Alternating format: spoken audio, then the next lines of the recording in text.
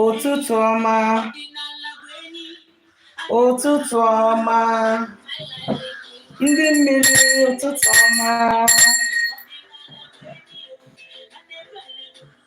ụmụ anyanwụ ụtụtụ ọma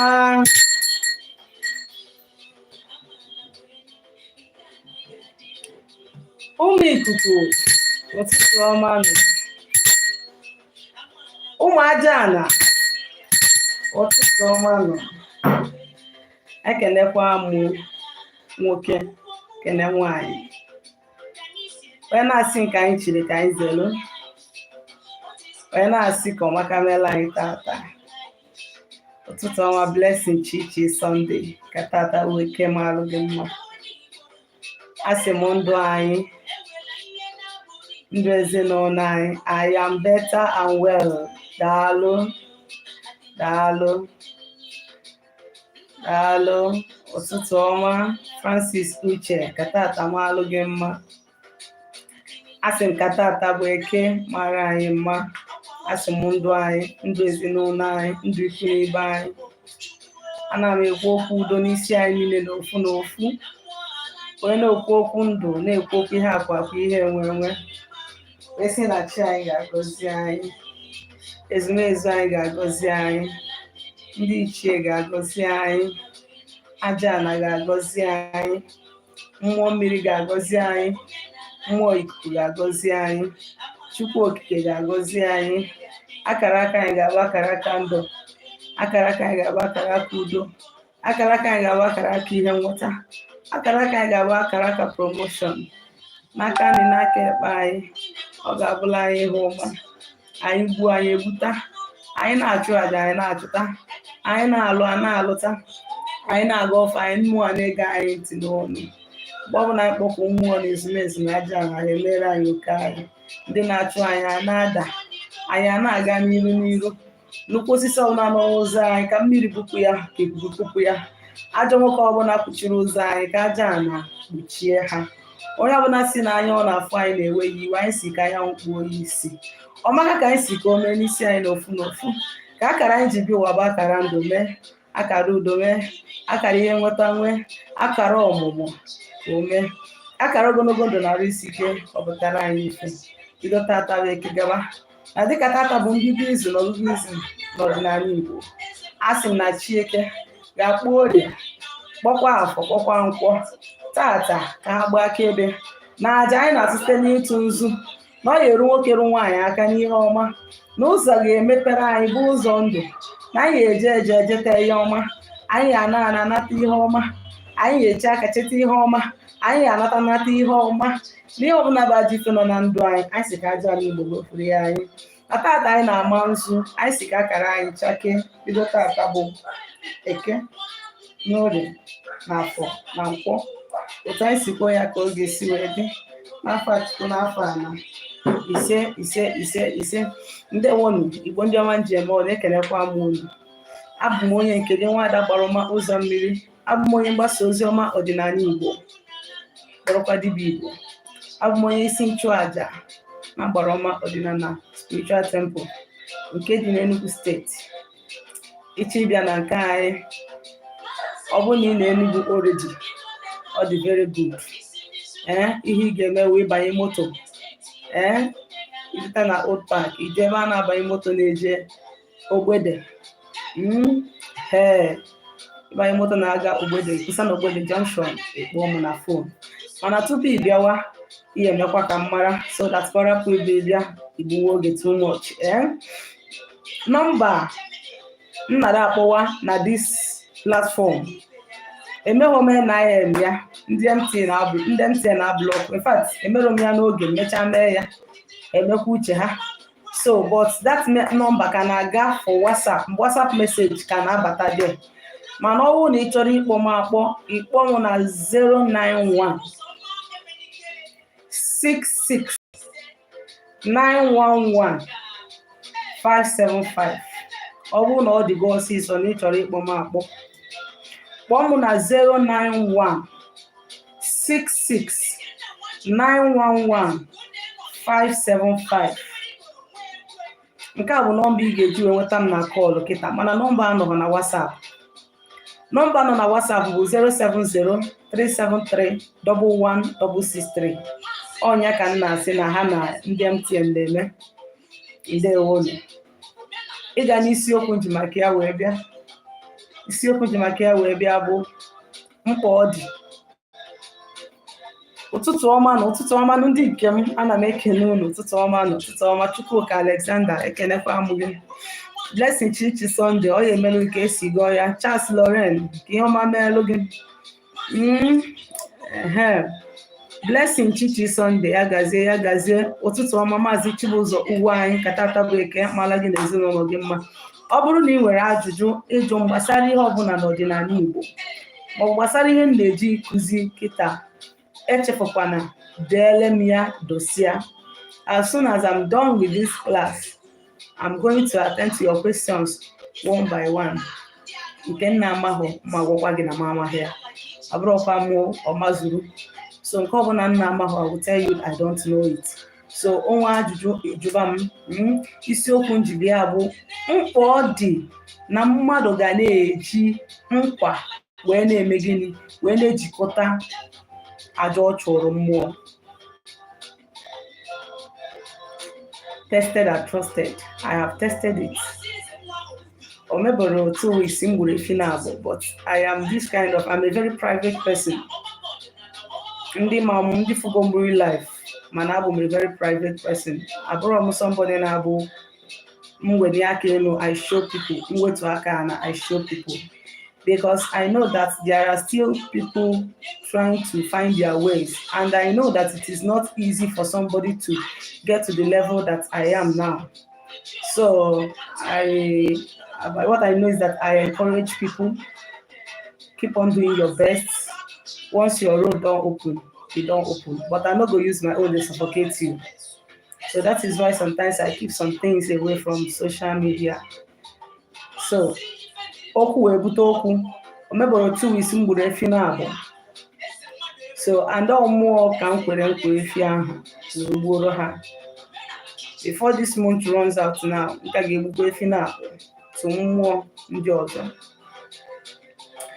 Nsị ka nziwa ọrụ ka m si arụ ọrụ, ike m ga-agwa unu because ana m arụ ọrụ everyday. Ọzụkwa m ike adị m. Sị ka nziwa ọrụ ka m si arụ ọrụ. I'm not bragging about it. Mana ọ ka o si dị.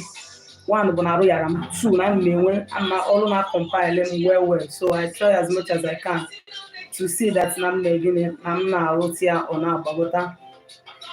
So ọ na-adị mkpa na mmadụ ga-eme gịnị, na mmadụ ga na-eji nkwa were na-eme gịnị, were na-esi ili ọfọ ọgọrọ maọbụ aja ọ chụrụ. Ọ na-eme gịnị, ọ na-eme ka ị nwee massive results. Yes. Ọsasị, amaghị m ma anyị ama anụ na-agba n'ọfịa na-akpọ ọsa. Ọsasị na akwụ ya achago n'ofu nke achabe, na dịka ya ji ọnụ na-ata nke chara acha, ya were ọdụ ya wee dosakwa na nke na-achabe, to tell you na gịnị mee na olileanya dị. Ihe nke a pụtara bụ n'okwu ka m tụrụ. Ihe nke a pụtara bụ na ọ bụrụ na ijeje tụọrọ mmụọ aja wee were ọkụkọ wee je gọọ mmụọ wee kwe ya nkwa ewu ma o meelu gị ife ịyọ, mmụọ ahụ eriwego nke ahụ i nyere ya. Onye ọba akwụ chara acha ọsa na-ata, then nke na-achaba acha bụ nke ahụ ikwere ya na nkwa o dosere ọdụ. So in simple terms, it means that na mmụọ ahụ ga-eji speed wee jee ọrụ ahụ because ọman like gịnị, imiss that promise imekere ya nwa. Ọman like imiss ya nwa bụ promise imekere ya nwa. Ọ bụrụ na aja ị chụrụ kwesịrị ịga na 1 week, okay, ka m si 1 month, na ikwere mmụọ nkwa wee chụọ ya, ị ga-afụ result ya within 1-2 weeks. Adịghị mana mmụọ ụfọdụ abụrụkwa n'imerụ mmadụ bụ isi na ọgịnị idobekwanụ nkwa ikwere mmụọ. And you know, it is not all of us that have the gift of ime gịnị, ịma mgbe mmụọ gbawara anyị ụgwọ spiritually. A lot of people ada ama mgbe mmụọ na-agbagha ụgwọ spiritually. A lot of people nwere ike ikwe mmụọ nkwa mere ihe ọzọ gaba. Yes, nke iji bụrụ mmadụ enwere ike ikwe nke akwe nke akwe nke ichefuo. Nke ahụ ichefu nwere ike ọ na-abịa na-enye gị sign mana ịghọtara ị na-ahụ masị na ndị iro na-achụ gị. Wee sị na ndị amoosu na-abịa enye gị nsogbu n'arụ. Meanwhile nọ mmụọ ikwere nkwa. Ihe na-abịa enye gị sign. Ịghọtara. So on your fasting your rituals and your requests. It will fasten your ritual and your request. Sealing up your request with a promise. For instance, ọ bụrụ na ị na-achọ 500,000 and iji ọkụkọ wee jee gọọ mmụọ, ihe ị ga-ekwe ya na nkwa bụ ewu. Ọ bụrụ na ị na-achọ 1 million, between 600,000 to 1 million, ị nwere ike ikwe ya nkwa ebine. Ọ bụrụ na ị na-achọ 2 million, 3 million, 4 million, 5 million, gbagobe ihe ị ga-ekwe na nkwa bụ efinu. Maka some of us na-adị selfish, and maka some of us na-ekwe nkwa ha na-ama mmenwu. A lot na-ekwe nkwa duto na ha furu na onye akwere. Ịbịa n'okwu arụsị, o nwere ike onye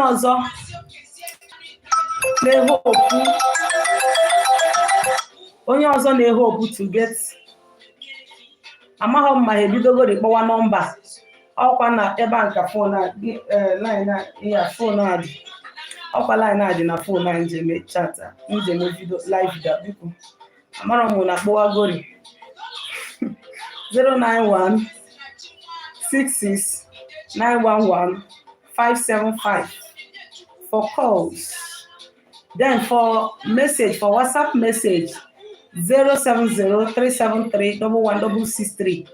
Ọtụtụ kpọgoro nọmba mkpọrọ kịta 070-373-11663. Ọtụtụ kpọgoro ya for like 2 days now or daga or the off. Even though no dị na phone and phone ọ dị n'ime ya gbanyere agbanye, but amara m ihe m na ndị MTN na-eje. So please, that is it. So ọ bụrụ na ị na-eje na-arụsị ijide chụọ aja and ị chọrọ ikwe nkwa, first of all, calculate ego ole dị involved, more how big ihe na your mmụọ dị. Calculate Kenya. Biko ọ bụrụ na ihe na-achọghị ihe 200,000, ma ihe 300,000, ma ihe 500, please don't go and promise what you cannot do. Don't go and promise. Okay, even if you are looking for 500,000, you can still buy ram. But there is no way you can buy cow from there. If you buy cow from 500,000, they go naked. Ichere no obere no just ikwe nkwa efi ma ị ga-efi, ihe ga-efi, ihe bụ mmanya, ihe si nya so. You understand? So ọ bụrụ na iji 5 carton wee gbuo ebini, then you means na ị ga-eji 10 or 15 carton wee gbuo efi. Are you getting me? So all these things ka ị ga-check. A lot of people feeling na igburu spirit and just you weta n'Igbo. No, mmanya ga-esi ya, nni ga-esi ya. Ị na-aghọta? So ọ bụrụ na ị watch ya ego ole dị involved n'ihe ị na-achọ, ị mara the kind of thing ị ga-ekwe mmụọ. Ọ bụrụ na ị na-achọ ihe karịrị 1 million ma 1 million gbagobe, ị mara na ị ga-ejisi ike kwee na mmụọ efinu. Man ejisi ike, ọ bụrụ inye mmụọ a heavy task, you cannot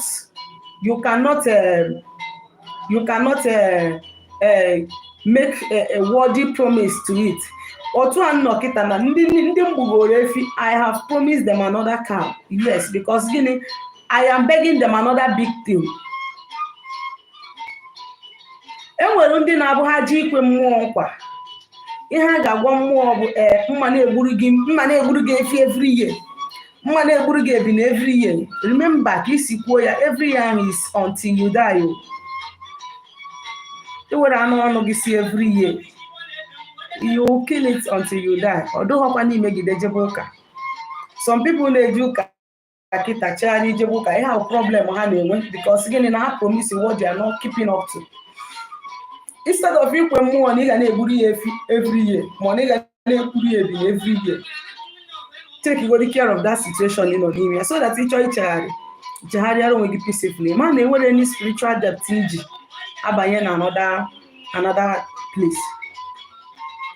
Like ọ bụrụ na ị chọrọ ikwe mmụọ nkwa ewu, nwere ike ikwe mmụọ nkwa ewu ahụ, o mere gị ya, ikpujere ya ewu ahụ, gwa isi ya na-apụtara m gị ewu a bụ nkwa m kwere gị maka ihe dị otu a dị otu a, maka ihe dị otu a dị otu a ka m ji wee kpụtara gị ewu a, imegoro m ya, ekene ka m bịara ikele gị. Ikelecha mmụọ ahụ, you are free to go home. Ihe mbọsị ọbụla ịchọzi ije na mmụọ ahụ, mbọsị ịchọtakwara, you can go back. Mana ọ bụrụ na ị chọọ ịka maintain your relationship gị na dị mmụọ, ikpụrụ ewu ahụ jee ebe ahụ, ikelecha ya, enwere ike yọọ ihe karịrị ewu ahụ, ihe ahụ o mere gị iji kpụtara ya ewu, iwe ya kwe ya nkwa ebili. You see it now, you keep maintaining your relationship with that entity gradually, bit by bit, step by step. You understand? O nwere ike omekwarụ gị echi, isikwa ya nkwa sị omekwarụ gị ọzọ, nyekwa ya ebi n'ọzọ. Mana gị nwee bịa sị mmụọ, mma na-egburu gị ewu every year, mma na-egburu gị ebini every year, mma na-egburu gị efi every year, mma na-egburu gị ọkụkọ every year. Ọ ga-eme gịnị? Ọ ga-eme gị ị nọrọ na gịnị? Na nsogbu wete mmụọ.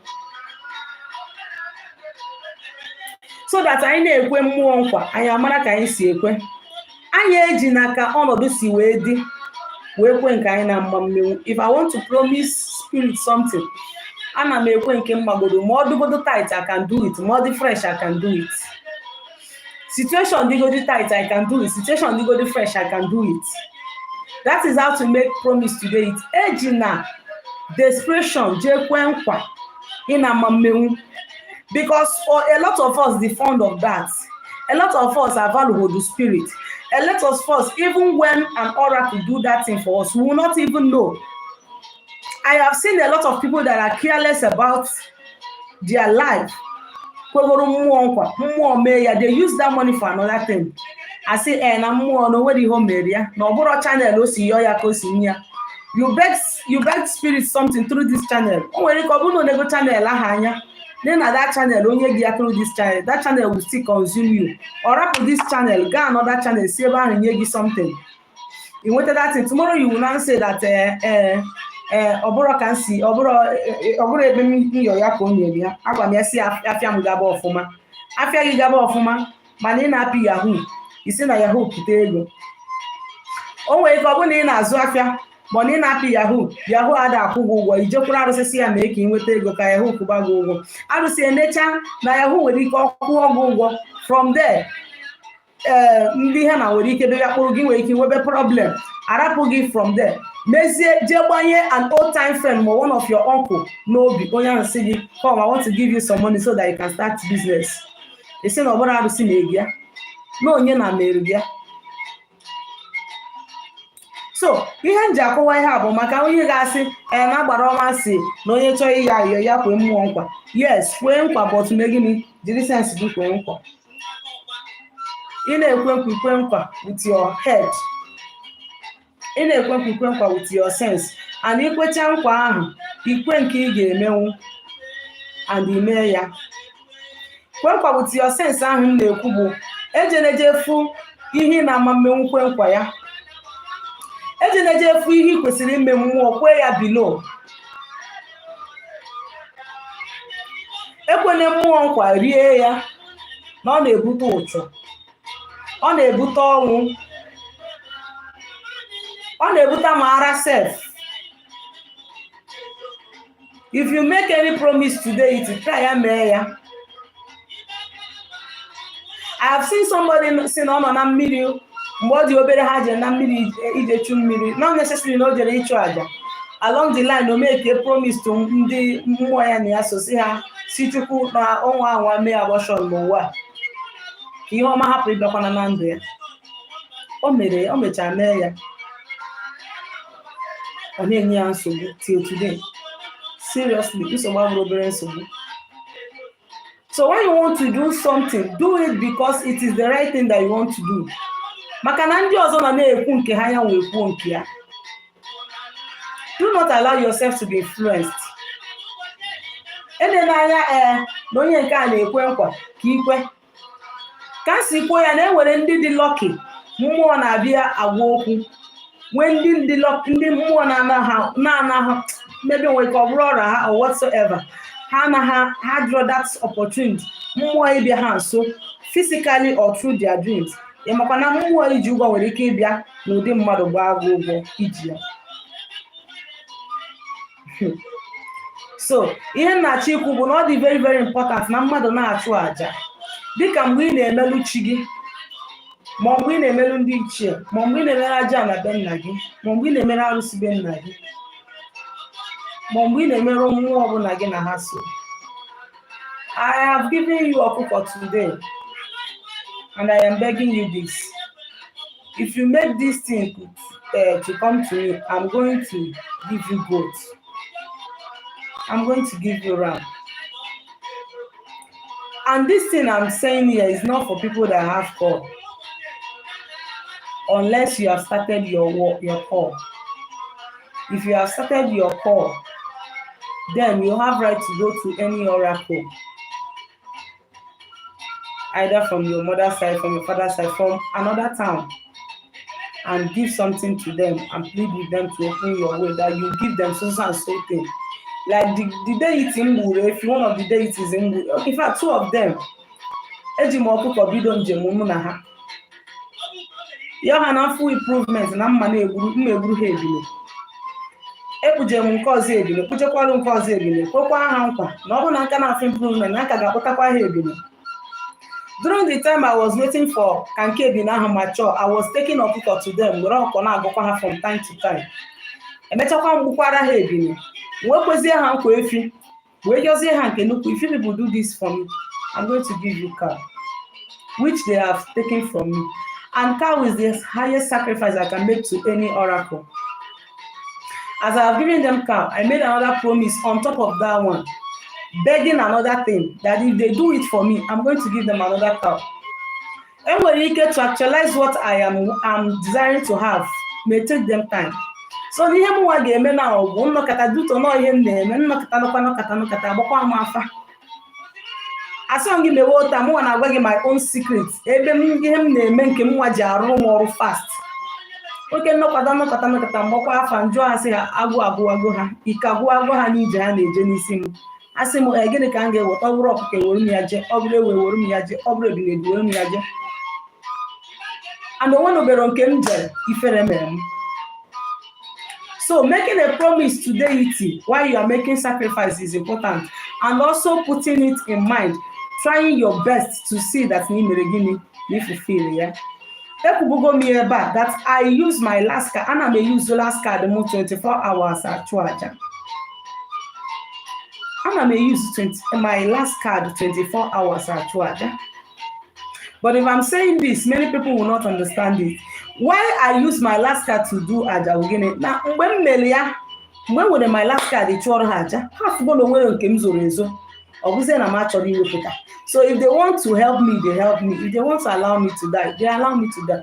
And the one who bear a job on Ancho with my last card, the result of that is massive. Many people don't have that mind. Because many of us self, already self, what we are doing. Many of us, many of us, we don't even know what we are believing in again. Many of us are even confused about ourselves. That is the reason why we may mix so many and name with Oka. Also.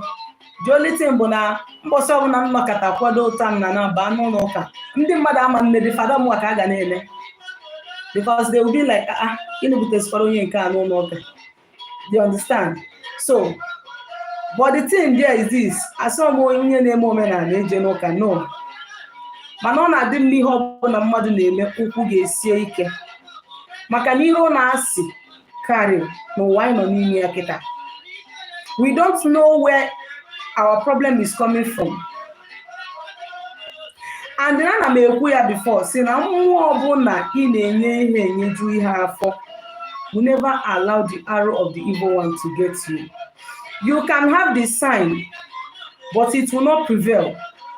It will never. onye ka o ji wee dị mkpa gị na mmadụ ịgbakwuru mmụọ ịchọ mmụọ kwetalụ gị aka nyejubi ya afọ. O meelu gị yọọ ya bi kwe ya nkwa ka o megide anya na nkwa ahụ ikwere ya wee meru gị bịa ahụ. Ọ bụrụ ọba ya ịgwọ ọgwụ, ọ bụrụ ọba ya ịchị pantị ụmụ nwaanyị gwọ ọgwụ, ọ bụrụ ọba ya iji nwoke gwọ ọgwụ, ọ bụrụ ọba ya ire mkpịsị ụkwụ nke na-ewu kịta onye erezi ebe nwa na-eberi ya enyezie gị dị mọni ebe ahụ ajụ na ọma nna ana ikpiri ya na-apụta ebe ahụ. Ihe a niile bụ ritual, money ritual, demonic ritual a na-eme ndị mmadụ. I have said this thing, mmụọ ọbụla na-eri ọbara mmadụ abụrụ ezigbo mmụọ. Ọ bụrụ ọba ya ime oke ite, ọ bụrụ nke ụmụ nwaanyị na-eme mmadụ rapụ mmadụ ya na nkịta na-ehi onye ahụ maka onye ahụ ga-emegide ma ọ bụrụ na ọ dị ndụ wee kọọ the story before gbachaa gị ụchọ. In fact, life ya ga-abụ a living hell. Ndụ onye nwụrụ anwụ ya aka ndụ ya mma. The money o nwetara na ya ọma mmedi ya nchọ. Ekwuru m ya na onye ọbụla na-eme ọdịnala n'aka ịkwụ ọtọ na ọfọ na-asọ nsọ. I have not seen somebody na-eme ọdịnala n'aka ịkwụ ọtọ na ọfọ na-eso nsọ 6 months, 1 year, life ya remain the same. I have not seen. If at all you have been doing ọdịnala consistently for 6 good months and things are not turning out positively with you, something is wrong with you. Maybe na o nwere ọrụ ị kwesịrị ịlụ dị gị n'aka that you are not doing. Maybe na o nwere arụ dị n'ụzọ gị. Something is wrong, or maybe you have been giving things to the wrong entity. Something is wrong with you. One thing with ọdịnala that the more you are doing, mmụọ nwere ike ime mmadụ onye na-enwere ihe ime ọfụgo ohe etie gị. Like before I started this work, I used to have that problem. People would just see me and they will hate me. Whatever I do for people, they don't value it. They will even say that I did another thing, and I'm trying to help that person. And when I heard it was as a result of negative energy that was accumulated all around me. And it was always attracting negativity about me. And what brought about the negative energy? My call.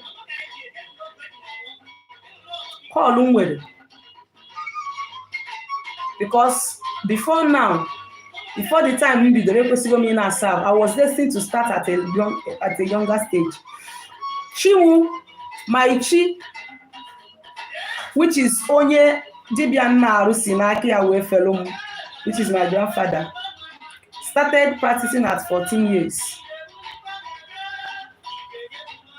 And at my 14 years, they have already disconnected me with my own forces, my family, because the thing was disturbing me. They separated me. But they later came back at my 20s with full force. When I was about 20 years, it came out with full force. So, what am I trying to say? Oburu niile more ọdịnala na nsọ the important. Nsọ because arụ so n'ihe ọzọ na-contaminate ọra mmadụ. Sọ nsọ. Ma ndị gị na ha nọ na-anaghị asọ nsọ. And there are things that people don't know. The kind of friends that we keep. I'm going to make this a topic on its own. Do you know that the aura of your friend can actually block the good thing that's coming to you? The aura of your friend as a guy, the aura of your girlfriend as a girl, the aura of your boyfriend as a girl, the aura of your girlfriend as a guy.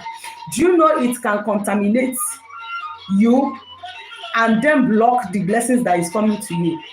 It's another topic on its own. Mani ha ngeme bu ka anyị gbagodo mbọ make sure gịnị na anyị na-eme ha anyị kwesịrị ime. Chuke na aja kwegodo mmụọ nkwa. If the result ọ bụrụ na ọwụ ọkọrọ isizie ma gbọrọ maka ihe na-eme if you don't have call.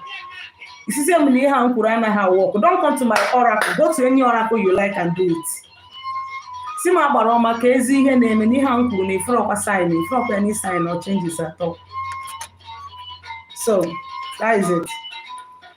As in normal na nwere ajụjụ that we should bring. We should bring in our question.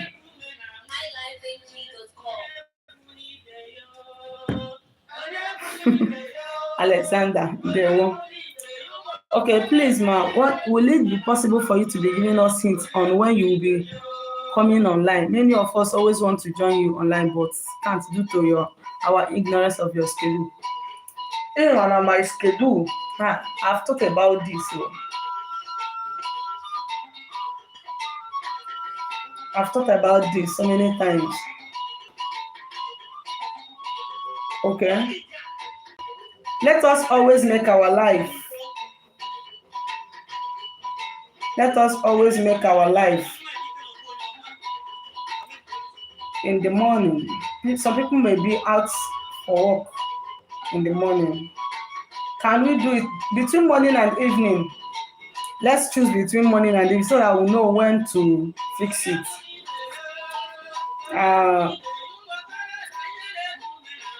Okay. How to settle water spirit in a good way, because I've been having difficulties because of that. If you have water spirit, you should also bear it in mind that there are other primary forces with you that you need to settle before the water spirit. This will make you to have a good success in your marine settlement. If you have not settled your chi, you go and settle your chi. You have not settled your ancestors, your Indi chi, go and settle them. You have to check your foundation, your roots. If there are forces that are being abandoned in your father's house, you go and make peace with them.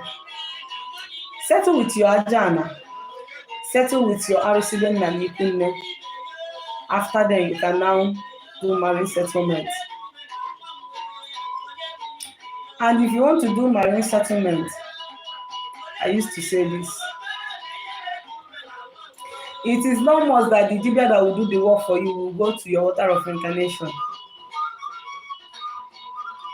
Why you need to settle these forces that I mentioned is because they are the spirits that are taking you to wherever you are going to do your marine settlement. Ndị Igbo nwere ife a na-akpọ akaebe ma a na-amụ nwaanyị. Akaebe, that is the work of a Dibia in the case of marine settlement. The work of a Dibia in the case of marine settlement is akaebe.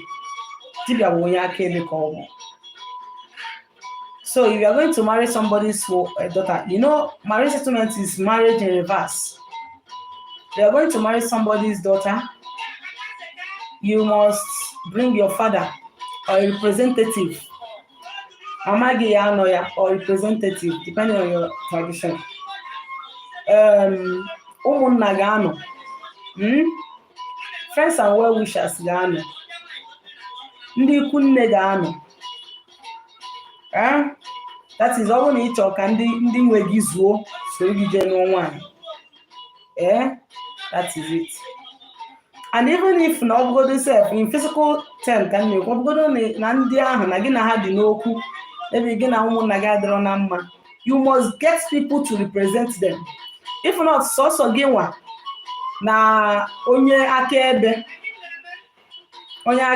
jeru obe onye be nna onye chọrọ ịnụ ọya na-eche ma ọ na iwu ghost ka ọ na inwero relatives ka ọ na ịbụrụ mmadụ ka ọ na iwu anụ ọfịa ka ọ na ajụrụ gị ajụ. You understand? So in the case of marriage settlement, you have to make sure that all these forces are with you so that they can help you to intercede, especially your chi, especially chigi. That is the reason I'm saying introduction why. So some pan working with Ricky do yourself. Plus some papaya, Ricky do one ya nwoke si abia ka nje ka no one. Nna ke nna gi na nna m case closed. Chigi no ọnọdụ nna gi. So you settle your chi. Then ọ bụrụ na onye ahụ ga-anọ na mmiri o ji arụ ọrụ wee rụọ ọrụ na ọ ya agba afa malụ ma ya na mmiri gị na ya so na eriko. we go the necessary materials or you do eje. They want the pure, you want the pure, we for your bedroom, so that you can get good results. Thank you. Good day, Norma. I respect you for your teachings. Nde Omazi Daniel Stone. Ekenekwa m tata tamara gị mma. I really miss your teachings. I'm here. IG and watch. Ụtụtụ ọma eze nwanyị. Nde Omazi, kedu maka ndị be gị? Donatus Ikechukwu forgive. In the morning, it's not really good because most of us is at work. In the evening is more better, I think so. I was thinking of doing it in the evening. So I don't know, some of us, our time where we are. But anything 5, 6 p.m. Let us always make our videos by 5, 6 p.m. because by then I'm already done with my work for the day. I will just need to do alpha for people once I'm done. Okay. 5, 6 mgbede ka anyị mewezie video. Anyị ama na-emezi video n'ụtụtụ 5, 6 mgbede. Ndewo. Can one go to the river for the first time to do Ilomandi meal for them to bring money for me to do settlements? You cannot go. For my own research, you cannot go. They will call Socho to you. Hence, you have not settled them. The only time you can go to Miri to do Iloma is when you have settled your own Miri. Then after then, you are now allowed to go alone and do Iloma. But for now that you don't have money to go and settle them, you are cho okukocha. You are cho okukocha. You are cho okukocha. Where you will go and ọkụkọ ọcha na ọjị na mmanya na nzu na edo fanta esi ya were ya wee gọọ ha n'anyanwụ wee yọọ ha ka ụzọ gị mepee. But before you do that, you make sure that you are settled your chi maka ọchị gị ga-ekwuru gị ọnụ ebe ndị mmiri gị nọ. Afro osikwa mmụọ question. Okay, mma abịa chịkọta ya n'oge a. Nọmba unu ji enweta m bụ 07037311663. Nọmba ahụ ada aza kọọlụ kịta. Ịkpọ ya ọ dị switched off. Maka na gịnị ndị ntị na amaghị m ihe m na ha na-eje na the line. So mana nọmba ahụ nke ị ga-eji wee mee gịnị nweta m na WhatsApp 07037311663. Mana nọmba ị ga-eji wee kpọọ m akpọ maka ndị ọ na-adị urgent. If you want to call me, ọ bụ na ọ dị gị ọsịsọ, you want to call me, please kpọọ m na 091 66 911 575. Ọ nka nke ị ga-eji nweta m na direct call. The other one ada agazi. Mana ị ga-eji ya wee send ya alụmụ message na WhatsApp. They won. Okay. Now my two different water visited me in the dream at the same time. And that was the river I go back in the days. How are you connected to them? Maybe one is your water of incarnation and maybe the other is probably the one that called you. Maybe or whatsoever. So what is your relationship with them? Water that you don't have business with cannot just visit you. Why are they all visiting me? They visit me every whole day. It will recall. Try to seek to know which one between the two that called you and which one is your water of incarnation. You get it? Okay, come on.